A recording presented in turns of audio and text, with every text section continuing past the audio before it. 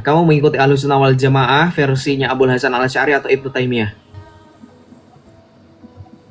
Tidak keduanya, Kak. Oke, kamu mengikuti tauhid konsep tauhid 20 sifat Allah atau tauhid rububiyah, al-uluhiyah dan asma wa sifat yang mana?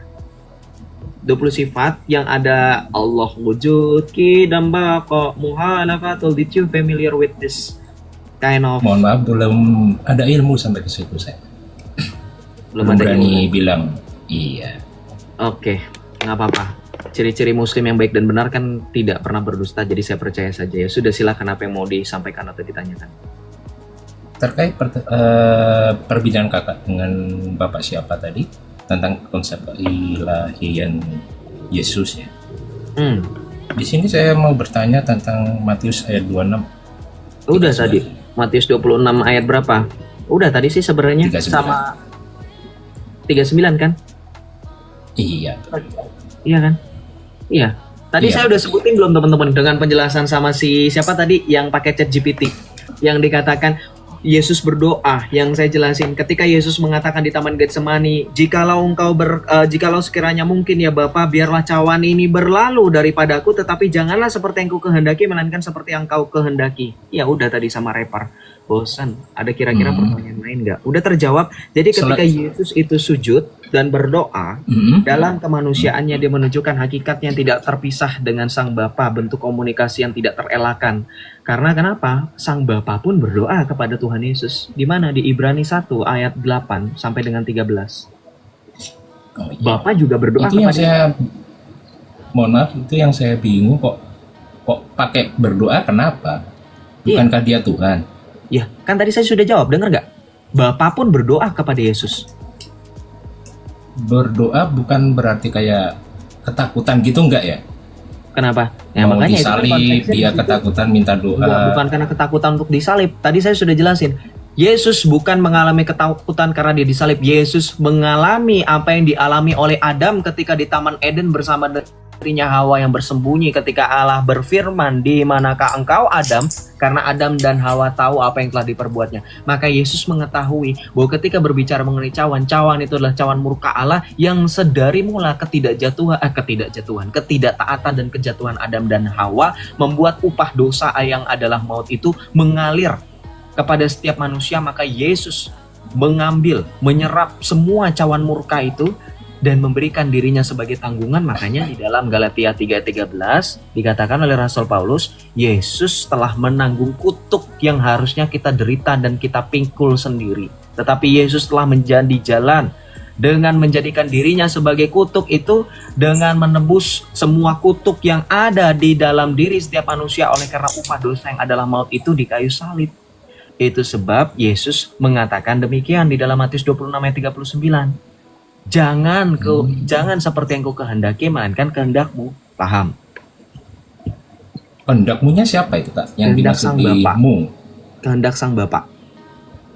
Bukannya sama, Kak? Anak sama bapak itu sama? Apakah beda? Ya, Allah sama Bapa apa maksudnya, gimana? Jadi gimana nih maksudnya? Itu tadi kakak bilang kehendakmu. Munya siapa? Merujuk kepada Munya siapa? kepada Bapa, karena kan berbicaranya dari situ ya Bapakku. Seperti yang engkau kehendaki. Kata ganti itu kan merujuk kepada kalimat, sesuai dengan kalimat. Coba baca baik-baik kalau kamu mengutip Matius 26 ayat 39, bisa nggak kamu bacakan coba supaya kita tahu bagaimana kamu cara membacanya. Cuma translate di Indonesia ya, Kak Yani? Bapak, Ya, jika engkau mau, bahasa Indonesia hapuskanlah cawan ini daripadaku. Tetapi janganlah seperti engkau kehendaki, melainkan seperti engkau kehendaki. Tetapi janganlah seperti yang ku kehendaki. Melainkan seperti yang engkau kehendaki. Nah, itu sudah ada bunyi tokep. Berarti apa yang saya jelaskan itu jelas dan jujur, sesuai dengan realita. Baik. Cuma saya bingung aja, itu munya itu siapa? Kayak Munya saya itu kepada Bapa, bicara kan kepada tadi sudah. siapa? Melainkan seperti yang engkau kehendaki, kehendak Sang Bapa. Gitu. Berarti itu kayak momen penyalipan itu kayak penebusan dosa yang paling krusial ya di agama kakak itu. Di agama, bukan hanya agama kita, demi keselamatan kita semua. Bukan hanya berbicara terbatas. Penyaliban itu untuk kita semua. Baca 1 Yohanes 2 ayat 1 sampai dengan 2 coba. Di situ dikatakan Kristus menebus bukan hanya dosa kita tetapi dosa seluruh dunia. Dosa kita di situ merujuk kepada persekutuan para rasul, yaitu kami orang Kristen yang percaya, tetapi juga merujuk kepada seluruh dunia. Demi keselamatan kita manusia, ia pun disalibkan dan wafat sesuai dengan pengakuan iman rasuli. Jadi Kristus itu disalibkan untuk seluruh umat manusia, gitu. Itu saya juga pernah lihat Donditan itu di YouTube. Nah, berarti kayak tentara Romawi berjasa besar loh ya? Salah. Kata siapa berjasa besar? Kamu pikir dengan hanya tentara Romawi Yesus disalibkan gitu? Kalau nggak ada tentara Romawi Yesus nggak disalibkan gitu? Kata siapa? Segala sesuatu yang sudah dibuatkan oleh kitab suci pasti akan terjadi atau ada atau tidak adanya. Gitu. Terlalu cetek kalau bagi saya. Kalau misalkan kamu jadikan Donditan sebagai orang yang cerdas, menurut saya terlalu cetek. Kenapa? Karena bukan berkat tentara Romawi. Sedari mula manusia butuh keselamatan dari Tuhan Yesus. Itu karena kejatuhan Adam dan Hawa. Siapa yang menyebabkan itu? Ular beludak. Siapa ular beludak itu? Iblis. Harusnya kalau ngomong ya iblis yang berjasa. Tapi kan pemikiran kita bukan berbicara mengenai berjasa atau tidak. Segala sesuatu yang sudah terjadi itu berbicara mengenai nubuatan. Dan itu bukan berbicara berjasa atau tidak berjasa. Karena sekali lagi pun di dalam Matius 26 ayat 52, ketika berbicara mengenai penyaliban, Yesus sudah mengatakan dan menjawab persoalan Donditan dan termasuk Anda yang mengutip pertanyaan itu berjasa atau tidak. Matius 26 ayat 53, Tuhan Yesus mengatakan, lantas bagaimana yang tertulis dalam kitab suci bahwa hal tersebut harus terjadi. Itu berbicara mengenai penggenapan atas nubuatan. Dan itu tidak berbicara mengenai jasa atau tidak berjasa. Kenapa? Kalau berbicara berjasa, bahkan kita tahu di kayu salib Tuhan Yesus mengatakan apa? Ya Bapa, ampunilah mereka sebab mereka tidak tahu apa yang mereka perbuat. Artinya apa? Berdosa mereka.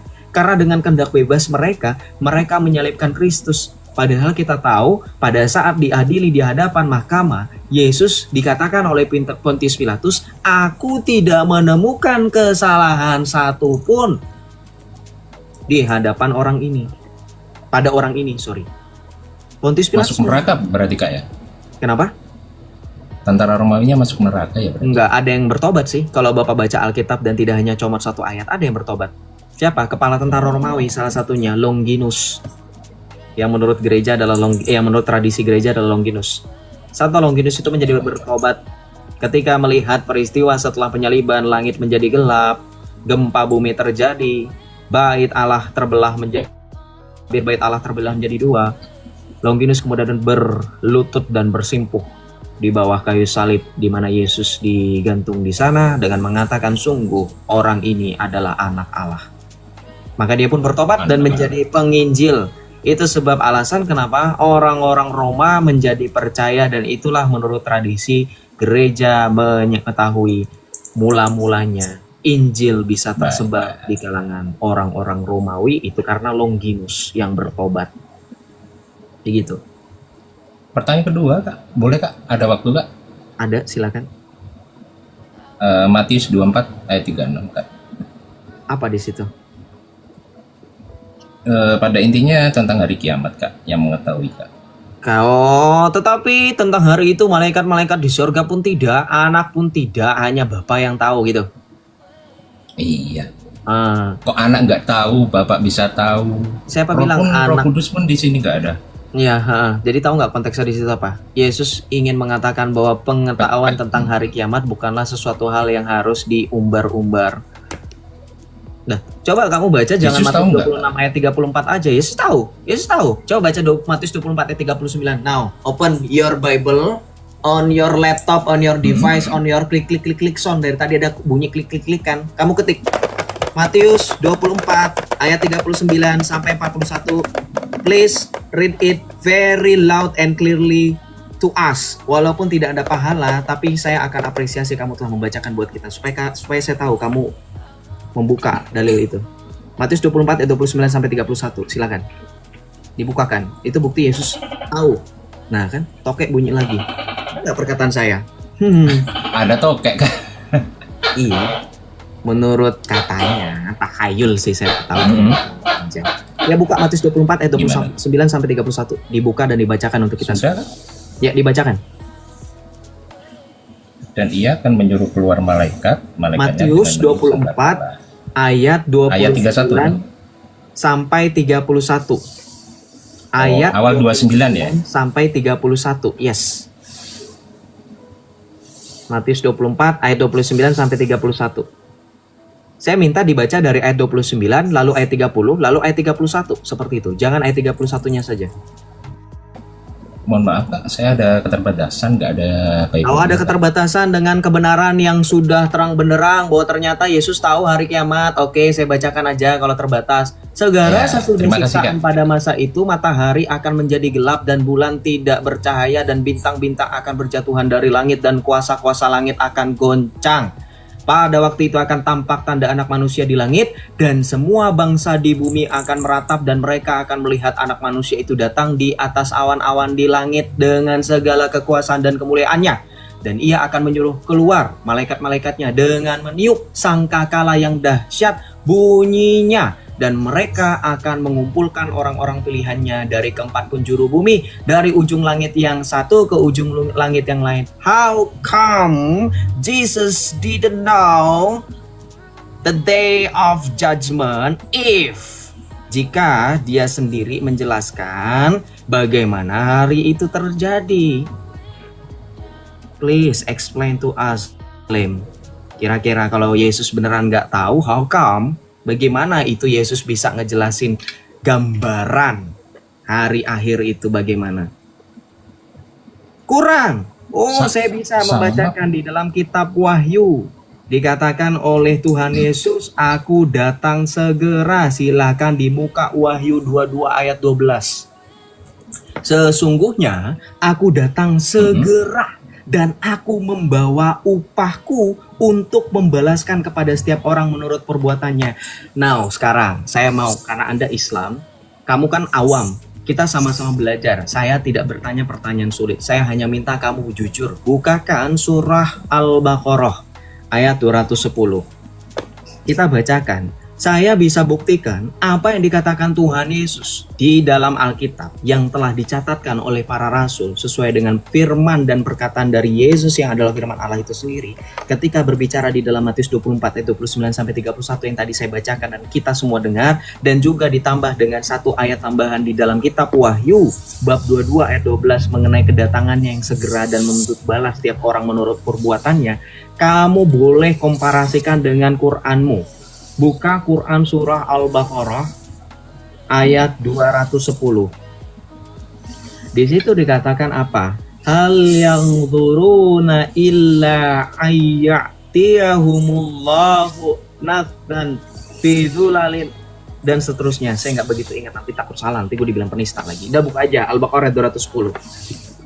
Sudah kan? Poinnya apa Kak di sini Kak? Ya, silakan dikatakan apa di situ? Tidak ada yang mereka tunggu-tunggu kecuali datangnya azab Allah bersama malaikat. Kamu baca yang versi yang azab ya. Coba baca versi yang beneran, jangan ditambah-tambah dengan kata dalam kurung. Karena kalau dalam kurung azab itu nanti lain, padahal yang di situ datang Allah bukan datang azab. Tidak ada dalam bahasa aslinya di situ azab. Azab itu kan dalam bahasa Arab ya tetap azab. Tapi di sini kalau kau baca dalam bahasa asli, al yang turuna illa ayyatiyahumullahu, bukan ayyatiyahumul adzabullah. Nggak ada adzabullah. Nggak nyambung juga nanti dengan gramatikal bahasa Arab, jadi error. Maka di situ langsung kan ayat. Tergantung konteks juga Kak, ayat sebelumnya Kak. Ayat sebelumnya, silakan. Ayat sebelumnya berbicara apa coba? Kita buktikan apakah nyambung atau tidak. Maksud saya di dalam enggak, jangan lari. Kamu minta ayat sebelumnya. Coba baca ayat 209-nya. Coba. Nyambung apa enggak? Ya, jadi kita buktikan, inilah namanya ada perikop dan bab. Bukti kalau dalam Alkitab itu perikop itu nyambung. Satu perikop itu ayat 1, 2, 3, 4 karena satu perikop perumpamaan tentang penabur benih, nyambung. Nah, coba buktikan di dalam kitabmu. Al-Baqarah 209 bacakan. Fa'in dhalaltum min ba'di ma ja'atkumul bayyinatu fa'lamu annallaha azizun hakim. Kira-kira kalau kamu terjemahkan ke bahasa Indonesia nyambung nggak di ayat yang selanjutnya yang tadi di 210? Nyambung aja Kak. Karena di sini coba bacakan. Saya bacakan ya, kalau kamu nggak jujur saya bacakan terjemahannya. Perhatikan teman-teman. Dari ayat 209 saya akan bacakan sampai ayat 210. Kita coba dengarkan, simak teman-teman, silakan nilai sendiri. Maka jika kamu menyimpang dalam kurung dari jalan Allah setelah bukti-bukti kebenaran yang nyata sampai kepadamu, ketahuilah bahwa Allah Maha Perkasa lagi Maha Bijaksana. Ayat selanjutnya, ayat 210. ya. Tidak ada yang mereka tunggu-tunggu dalam kurung pada hari kiamat, kecuali kedatangan Allah dalam naungan awan bersama malaikat untuk dalam kurung melakukan perhitungan. Sedangkan perkara dalam kurung mereka telah diputuskan. Kepada Allah lah segala perkara dikembalikan. Pertanyaan saya sekali lagi, nyambung nggak?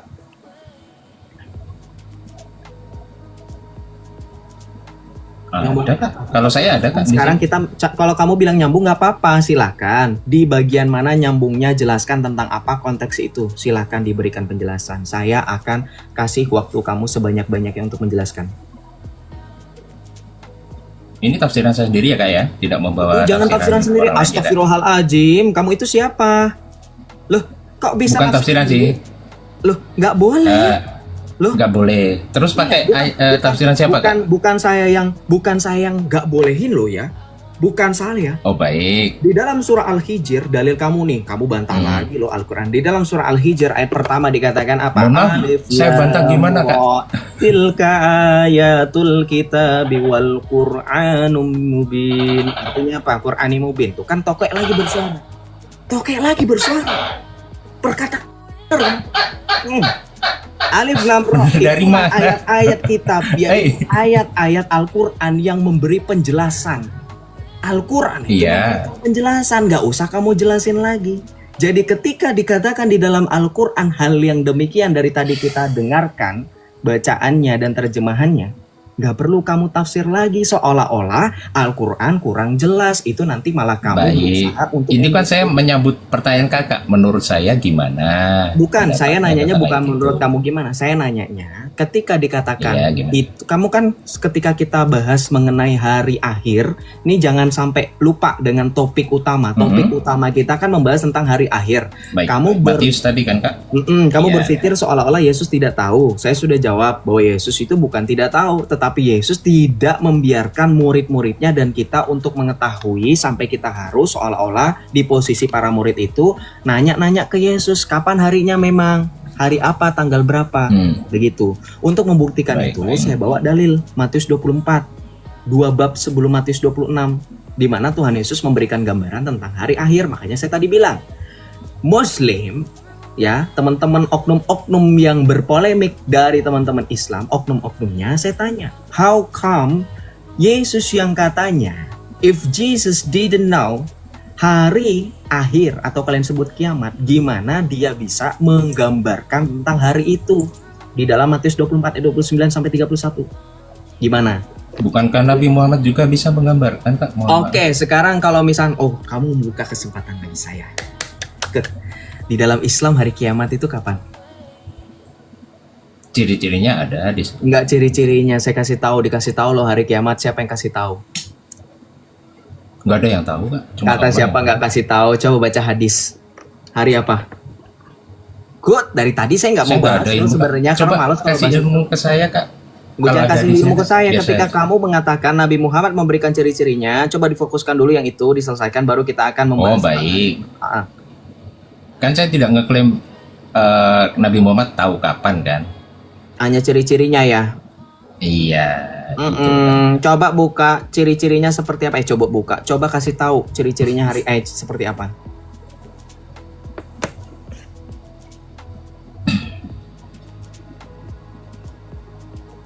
Pakai yang soke kayak Kak? Terserah lu. Kalau misalkan kamu mau menjatuhkan harga diri agamamu, termasuk nabimu, termasuk Tuhanmu, ya kamu pakai yang nggak sohi lah. Terserah kamu sih. Kalau misalkan kamu nggak pakai sohi karena kamu di sini. Karena di sini bukan orang yang tidak mengetahui tentang derajat hadis, tentang periwayat matan dan seterusnya. Sudah pasti saya akan kupas itu. Perawinya siapa, matan hadisnya seperti bagaimana, derajatnya apa, gitu. Walaupun itu misalkan ada di dalam kitab Bukhari, nggak menjamin loh. Coba tanya sama ulama atau tanya sama ustadz. Apakah hadis-hadis yang telah termaktub dalam kitab Bukhari semuanya sahih, semuanya jelas? Enggak. Gitu ya, silakan. Kan omongan gue berarti kalau ke arah situ saya nggak ada kewenangan Kak, mohon maaf Kak, nggak ada kewenangan saya di bukan nggak ada kewenangan, bukan kamu kan pakai laptop dari tadi, kamu pakai laptop ya, kamu pakai laptop maksudnya nggak pakai Kak, serius cuma HP aja. Tadi bunyi ketik-ketik lo, jelas lo. Ya mungkin salah dengar, kalau ini pakai HP doang, Pak. Pakai HP ya udah, manfaatkan. Mau laptop mau HP silahkan manfaatkan. Mau ada internet kan HP-nya, bukan HP Asia Hidayah. Iya. Iya, coba manfaatkan dengan baik tuh. Coba. Jangan sampai saya suruh bukakan hadis riwayat Muslim nomor 854. Boleh Kak? Ya coba dibuka. Ya boleh Kak, yang langsung dibuka. Maksudnya kan saya ngomong mengajak supaya kamu membuka. Hadis Muslim nomor 54 Kak ya? 854. 854.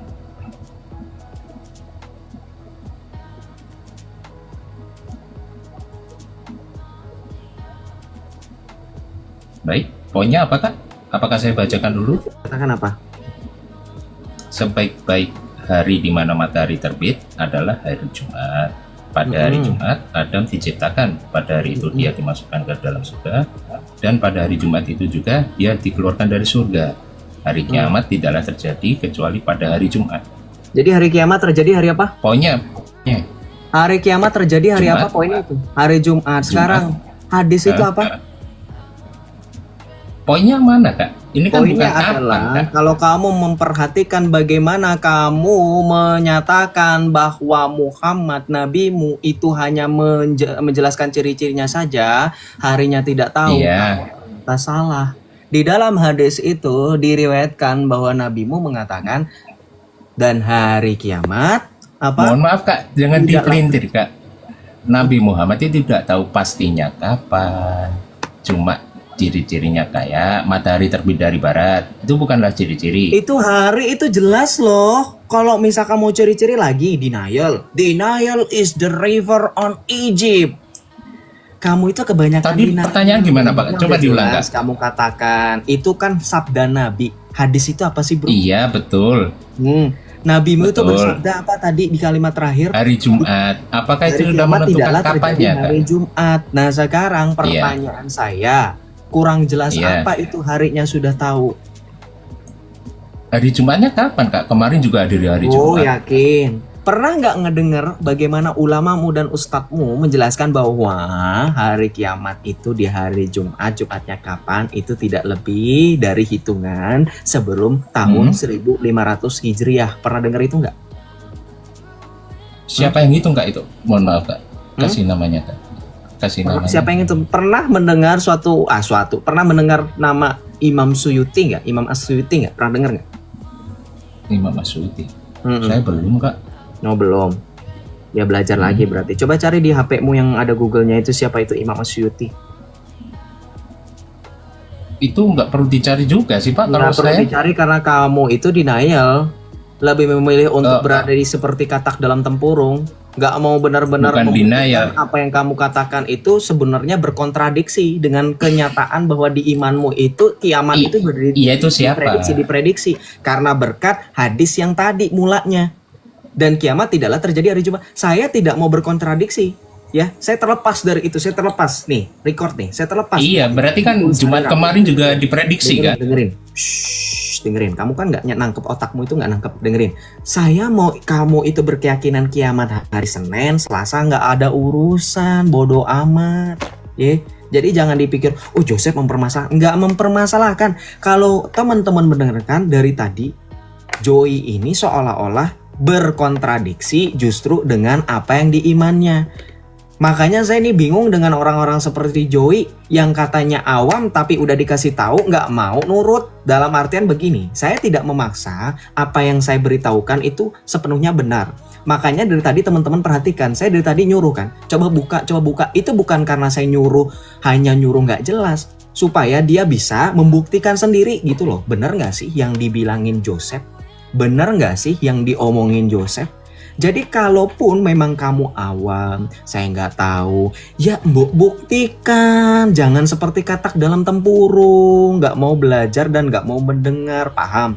Saya nggak ada masalah dengan dalil iman kamu. Hanya saja ketika dalilnya sudah diketahui dan dibacakan dan kita tahu seperti apa isinya, ya kamu menyimak dan paham. Sekali lagi, saya sering bilang sama teman-teman Islam, saya tidak pernah sama sekali menutup kemungkinan teman-teman untuk menjelaskan, karena ini hak teman-teman. Seperti bagaimana teman-teman mempersilahkan saya untuk menjelaskan iman saya.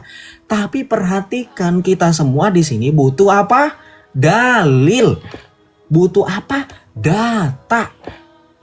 Beriman tanpa dalil, kata ulama kalian, Syekh Shalih bin Utsaimin, istadilla qabla an ta'taqid, jikalau kamu meyakini sesuatu tanpa ada dalil, kamu sesat. Sama seperti kurang lebih bagaimana keyakinan kami. Di dalam Ibrani 11, iman adalah dasar dari segala sesuatu. Iman yang dimaksud adalah iman yang mempunyai gagasan atau fondasi yang jelas, disertai dengan dalil, disertai dengan tradisi, disertai dengan pengajaran. Begitu. Bukan iman kosong, bukan imani saja, bukan iman buta. Paham gak Joy dari tadi? Jadi diskusinya ini bisa biar jelas. Saya tadi kan misalkan ketika kamu mengklaim, kamu kan sudah mulai berpolemik nih. Saya tadi teman-teman dengerin kan, saya kasih tahu bahwa Yesus itu dituduh nggak tahu hari kiamat. Padahal di dalam Alkitab Yesus ngasih tahu gambaran tentang hari kiamat. Dan itu lagi ngomongin tentang pribadinya loh, bukan tentang orang lain. Ya, paham nggak? Yesus lagi ngomong di dalam Matius 24 ayat 29 itu tentang dirinya yang akan datang, bukan tentang siapapun. Itu dirinya yang akan datang, Pak. Anak manusia yang dimaksud adalah Yesus Kristus. Anak manusia siapa yang kita kenal dalam Alkitab? Yesus. Kenapa Yesus menyebutkan demikian? Kenapa bukan aku? Yesus sedang mengutip dan menggenapi penglihatan Daniel. Ayo yang Kristen juga belajar dan kita sama-sama memperkuat dan mempertajam apa yang dikatakan dalam Alkitab. Dalam Daniel 7, itu penglihatan Nabi Daniel tentang anak manusia di atas awan di langit. Dan Yesus mengutip itu ketika di hari penghakiman. Makanya itu konsistensi sampai di kitab Wahyu. Bahkan Yesus langsung kan, memang di Matius 24 dia nggak bilang aku datang. Baru di dalam kitab Wahyu, makanya gua tadi kutip kitab Wahyu bab 22 ayat 12. Baru saya kutip, saya tambahkan. Di situ apa? Aku datang segera. Untuk apa? Untuk memberikan upahku. Kan katanya gitu kan? Jadi konsistensinya di situ. Maksud saya gini, kalau kamu nangkep diskusi ini itu sebenarnya klimaksnya nyampe di poin di mana ternyata di hari akhir both of us, antara saya dan keyakinan kamu percaya bahwa Allah yang datang. Hanya Allah yang datang. Yesus adalah Allah itu sendiri. Gitu loh. Jadi biar gak melebar kemana-mana. Nah, melebar kemana-mananya mulai ketika kamu berusaha untuk berpolemik. Teman-teman perhatikan, dia udah mulai berpolemik. Dengan apa? Membawa-bawa, Nabi Muhammad juga ngejelasin kok ciri-cirinya. Oke, kita uji kan gitu. Gak apa-apa, kamu mau mengklaim apapun, saya sudah bilang berkali-kali di sini. Gak ada yang salah dengan klaim. Kamu mengklaim dirimu paling ganteng, terserah. Buktinya mana? Simpelnya gitu. Kalau kamu mengklaim seperti narasi kamu tadi, Nabi Muhammad hanya memberikan ciri-ciri saja. Harinya nggak dikasih tahu, gini. Loh, kata siapa? Kata saya yakin kan gitu kan. Nah baru kan, saya kasih dalilnya nih. Hadis riwayat Muslim nomor berapa? 855. Nih buka kan gitu. Baca di situ. Nah kamu baca, bukti kan? Dikasih tahu hari kiamat terjadi hari Jumat kan gitu. Nah terus kamu masih denial juga. Ya 854, bukan 855. Hadis riwayat Muslim nomor 854. Nah, terus kamu masih denial juga. Oh, itu kan nggak tahu hari Jumatnya. Kata siapa? Saya ulangi lagi kan. Nah, jadi paham nih skenarionya. Jadi harus paham nih senjata Joseph. Harus udah paham. Tips and trick kalau lagi mau nekat mau debat sama gue, ya, bukannya gue sombong nih. Cuman makanya gue udah sering bilang sama teman-teman yang oknum-oknum berpolemik yang Muslim. Jangan nekat. Ini mantan Islam nih. Kalau gua udah kasih kode yakin, itu udah pasti lu punya narasi, gua punya bantahan. Ya. Nah, makanya saya tanya lagi ketika ditambah dia mengatakan bahwa itu masih belum jelas, itu hanya harinya saja, baru saya tambahkan lagi kan, coba kamu kenal nggak dengan Imam As-Suyuti, ulamamu sendiri, berkat karena adanya hadis ini, hadis riwayat Muslim nomor 854. Ya, Imam As-Suyuti itu kemudian memprediksi kiamat tidak akan terjadi sebelum abad 15 Hijriah. Kapan? Berapa tahun lagi? Dikit lagi. Kenapa? Loh, saya tanya sama teman-teman Islam, sekarang berapa tahun Hijriah? Ayo. Ribet lagi lo, nggak tahu berapa Hijriah. Kurang ajar, parah lu punya iman. Nggak benar-benar mengimani. Berapa Hijriah sekarang teman-teman Islam? Tahu nggak? Tahu nggak, Joy? Hah? Tahu nggak? Nyari dulu di Google, silakan. Buka, tinggal buka. Bang Joy, jangan ribet-ribet. Gimana mau jawab? Linknya di offin gini? Di offin itu tinggal dibuka, nggak usah cengeng. Nggak selamanya di offin. Gitu. Saya bukan malaikat yang membuat kamu tercekik kemudian jadi bisu. Baik. Kan tinggal dibuka mic-nya. Berapa Hijriah sekarang? Jangan ke situ dulu, Kak. Tentang Jumat tadi, Kak. Kalau nggak, diem. Kamu nggak bisa jawab kan? Ini membuktikan benar-benar udah. Jangan lari, Kak. Yang Jumatnya tadi lo, Kak. 46 Hijriah sekarang itu. Aduh. Hari Jumat apa bisa disebut kapan itu, Kak? Hari Jumat bisa disebut katang, dengar nggak tadi makanya? Saya off-kan mic Anda, bukan pendengaran Anda yang saya off-kan. Makanya saya harap ketika sudah di-off-kan mic-nya, telinga lebih besar kemampuan untuk menyerap suara yang saya sudah keluar-keluar dari tadi. Saya sudah kasih tahu. Imam As-Suyuti, salah satu ulama besar loh itu Imam As-Suyuti, kamu nggak bisa nggak belajar. Itu berdasarkan hadis ini, beliau memprediksi kiamat tidak akan terjadi sebelum abad 15 Hijriah. Nah, makanya tadi saya tanya kan, saya mention, sekarang udah berapa Hijriah? Kamu nggak bisa jawab, saya yang jawab. 1446 Hijriah, 1446 Hijriah. Coba berapa tahun lagi teman-teman, dikurangin 1500. Min berapa? Sudah, Kak. Ada kesempatan saya bicara? 14 Hijriah. Ya, silahkan berbicara pakai data. Baik. Kan saya dari awal saya agamanya Islam, nggak ada aliran tertentu ya, Kak ya. Yang saya percaya cuma apa kata Nabi Muhammad. Yang sudah jelas Nabi Muhammad tidak tahu. Kata siapa? Kamu hanya percaya kepada Nabi Muhammad. Nah, saya cut off lagi. Dalilnya Nabi Muhammad. Sistem di room saya, kamu ngomong sesuatu yang salah, saya tidak akan membiarkan narasimu berlanjut. Sorry to say. Ya, saya berhak, apalagi saya host. Ya. Kalau saya bukan host, saya akan interupsi. Karena saya host, saya berhak untuk cut off. Ngerti nggak teman-teman yang di bawah lagi dengerin? Kalau mempermasalahkan sistem saya, silakan mempermasalahkan, saya host di sini. Saya berhak untuk cut off kapanpun. Kalau ada orang yang berbicara narasinya ngawur, perhatikan, ya. Jadi kalau saya bukan host, kalaupun saya hanya tamu, saya akan spam interupsi. Karena kamu yang ngomong itu salah, dengerin. Jangan maksa untuk ngomong. Kamu bilang kamu hanya ikut Nabi Muhammad. Kamu imanmu sudah mati. Ketika nabimu itu wafat, harusnya kamu sudah tidak perlu lagi mengikut siapapun. Semuanya ini sekarang ini Islam itu ada karena ulama kalian. Kenapa? Hadis ada lo bilang. Kamu parah nih. Kamu kalau ketemu Islam, kamu ketemu ustadz, kamu ditegur kamu. Kenapa? Ada suatu hadis yang mengatakan barang siapa berguru tanpa ilmu, sesungguhnya gurunya adalah syaitan. Bahkan kalau kamu meragukan kapasitas ulamamu, kamu menyelisihi hadis di mana nabimu bersabda, al ulama warasatul anbiya. Ulama waris para nabi. Kalau kamu mengatakan saya hanya percaya Nabi Muhammad, hancur. Padahal 4 sumber hukum Islam, keduanya itu adalah hak dari ulamamu. Apa itu? Ijma dan qiyas. Memangnya ijma dan qiyas berarti salah saya ngikutin Nabi Muhammad, Kak? Bukan salah, kurang tepat kalau kamu ngomong hanya mengikuti Nabi Muhammad, tidak percaya dengan Nabi. Kan kamu yang ngomong, gak usah bohong, gak usah playing victim. Iya betul, saya ngomong gitu. Saya cuma mengikuti Nabi Muhammad. Ya hanya mengikuti Nabi Muhammad, tidak ada ulama kan? Kamu bilang kan tidak mengikuti siapa-siapa selain Nabi kan? Kamu yang ulama itu penerus Nabi, Kakak. Enggak usah tiba-tiba pendapatmu berbeda. Apa kamu adalah penganut? Tetap sama, saya ngikutin Nabi Muhammad. Ulama meneruskan apa yang dikatakan Nabi Muhammad. Apakah salah pernyataan saya? Enggak ada, tapi kamu baru mengatakan sekarang. Dari tadi di awal kemana aja?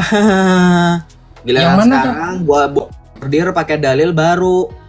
Dari tadi kemana aja di awal-awal ditanya, kamu manhajnya apa?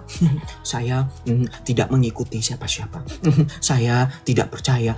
Saya bisa diputar loh di YouTube. Didengerin loh dari tadi. Jangan bohong. Dari awal kemana aja, maksud saya gitu. Dari awal kemana aja nih, baru sekarang nih, baru diklarifikasi, baru diralat, baru ditambah-tambahin. Enggak kok, saya bilang memang ulama adalah penerus Nabi. Dari tadi kemana aja, hello? Saya ralat yang apanya, Kak? Saya ralat apanya? Di awal ketika saya tanya, kamu mengikuti akidah manhaj mana, kamu jawab apa? Coba jujur. Saya tidak tahu. Nah, udah tukang bohong dari tadi. Puyeng. Saya tidak. Ya.